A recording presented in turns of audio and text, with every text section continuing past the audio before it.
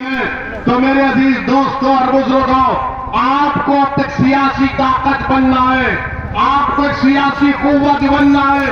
یہ بہت سے مسائل ہیں، بہت سے چیزیں ہیں جس کا ذکر میں کر سکتا ہوں، مگر میں صرف آپ سے اپیل کرنا چاہتا ہوں کہ سیاسی طاقت حاصل کریے۔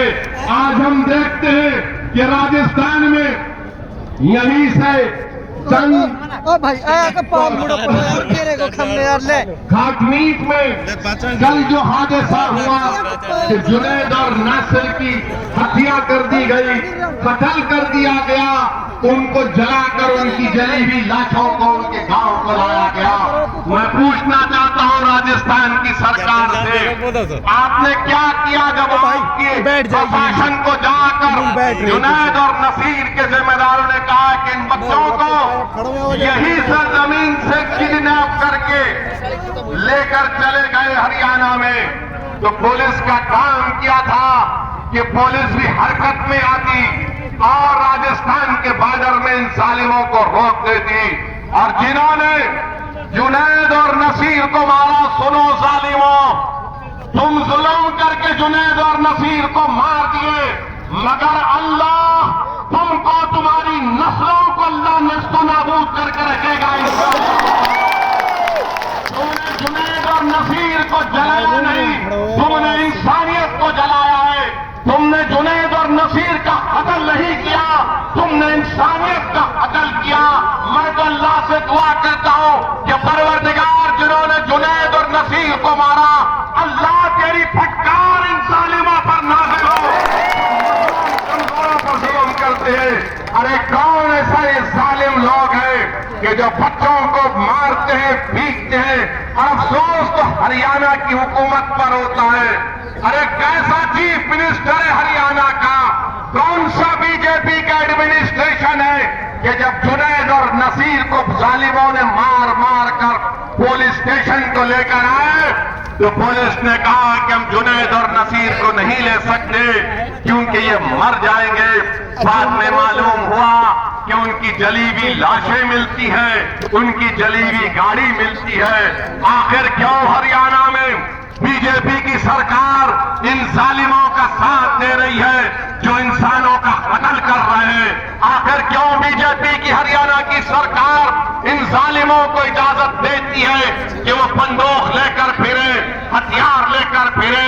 اور اگر کوئی مسلمان اپنی شادی کی بارات میں تلوار لے کر ناچتا ہے تو 2 گھنٹے کے اندر پولیس پہنچ جاتی ہے اور پوچھتی ہے کہاں سے لایا تلوار؟ مگر یہ لوگ جو ہتھیار اور بندوق لے کر پھرتے ہیں، گاؤں رکشک کے نام پر گاؤں کی حفاظت نہیں کر رہے بلکہ گائے کے نام پر یہ انسانیت کا قتل کر رہے ہیں۔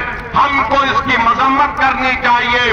بہت ہو چکا، ہم آج بھارت کے پردھان منتری سے بھی اپیل کر رہے ہیں، ڈیمانڈ کر رہے ہیں کہ دیش کے پردھان منتری بس کریے، کب تک جھوٹ بولیں گے؟ سب کا ساتھ، سب کا وکاس، سب کا وشواس، پریاس۔ ارے انسانوں کو پکڑ کر مار کر ان کو جلا دیا جا رہا ہے۔ بھارت کے پردھان منتری آپ ان کو روکیں گے یا نہیں روکیں گے؟ اگر نہیں روکیں گے تو پھر رول آف لا ختم ہو جائے گا، سنویدھان کمزور پڑ جائے گا۔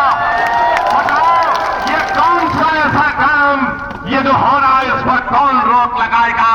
بھارت کے پردھان منتری اس پر کچھ نہیں بولیں گے، بھارت کے پردھان منتری ان ظالموں کے اوپر کچھ نہیں بولیں گے، چائنا پر کچھ نہیں بولیں گے، اور وہ بڑا پونجی پتی ہے جو آج کل سرخیوں میں بنا ہوا ہے اس پر کچھ نہیں بولیں گے۔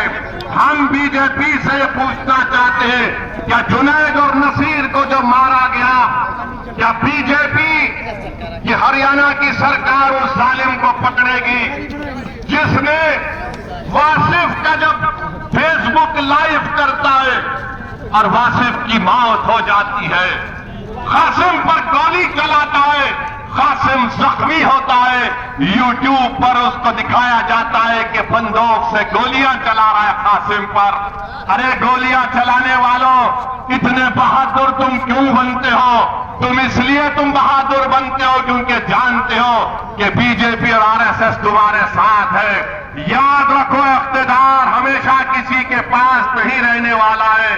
تم کب تک ظلم کرو گے؟ جب ظلم ختم ہوگا تم کو معلوم ہوگا کہ تمہارا کیا انجام قانون کے تحت ہونے والا ہے. میرے عزیز دوستوں اور بزرگوں، اسی لیے میں کہہ رہا ہوں کہ آپ کو ایک سیاسی طاقت بننا ہے. اگر آج جنید اور نصیر کو مارا گیا، کیا اس میوات کی سرزمین پر کیا آپ متفق نہیں ہے کہ آپ کو ٹارگٹ بنایا جاتا ہے؟ آپ کے بچوں کو مارا جاتا ہے، بچوں کو اٹھایا جاتا ہے. ارے کوئی اگر بھینس لے کر آ رہا ہے تو اس کو روک کر مارا اور پیٹا جاتا ہے. آج دیش میں بی جے پی کی سرکار ہے، راجستھان میں گہلوٹ کی سرکار ہے. ہم ان سے اس بات کا ڈیمانڈ اور مطالبہ کرتے ہیں کہ ایسے طاقتوں پر کنٹرول لگایا جائے. قانون کو استعمال کریے. ان تمام لوگوں کو جو غریبوں پر، مظلوموں پر ظلم کر رہے ہیں، پکڑیے. ان کی جگہ جیل میں ہے، جیل میں ڈال کر رکھیے ان ظالموں کو. ان کو سزا دلوائیے سنویدھان کے تحت. جب یہ جیل میں جا کر بیٹھیں گے تب ان کو معلوم ہوگا جنہوں نے جنید اور نصیر کو مارا یہ گوڈسے کی ناجائز اولاد ہے. ان کے گوڈسے کی، جنہوں نے واصف کو مارا وہ گوڈسے کی اولاد نے مارا. جنہوں نے قاسم پر گولیاں چلائی وہ گوڈسے کی ناجائز اولاد نے قاسم پر گولیاں چلائی. یہ وہی لوگ ہیں جو گولیوں سے ان کو ڈرانا چاہتے ہیں. ارے یاد رکھو، تمہاری گولیاں ختم ہو جائے گی مگر جس کی زبان سے لا الہ الا اللہ واشہد ان محمد رسول اللہ، وہ گولیوں سے نہیں ڈرتا، وہ رب کائنات سے ڈرتا ہے، وہ اللہ سے ڈرتا ہے، تمہاری طاقت سے نہیں ڈرتا. بلکہ میں یہ کہہ رہا ہوں کہ جنید اور نصیر زندہ ہے اور زندہ رہیں گے. وہ شہید ہے، انشاءاللہ. مگر ان پر ظلم کرنے والوں کو روکنا پڑے گا. آج بھارت میں اگر کسی کے خون کی اہمیت نہیں ہے تو مسلمان کے خون کی اہمیت نہیں ہے، دلت کے خون کی اہمیت نہیں ہے، آدی واسیوں کے خون کی اہمیت نہیں ہے. میرٹھ میں ایک مسلم بچے کو پولیس کسٹڈی میں مارا جاتا ہے، گردے فیل ہو جاتے ہیں. بتاؤ یہ کب تک ظلم تمہارا چلے گا؟ اقتدار کے نشے میں ہے، کبھی جنید اور نصیر کو، تو کبھی پیلو خان کو، تو کبھی اخلاق کو، تو کبھی رگبر کو، تو کبھی جنید کو، تو کبھی نصیر کو.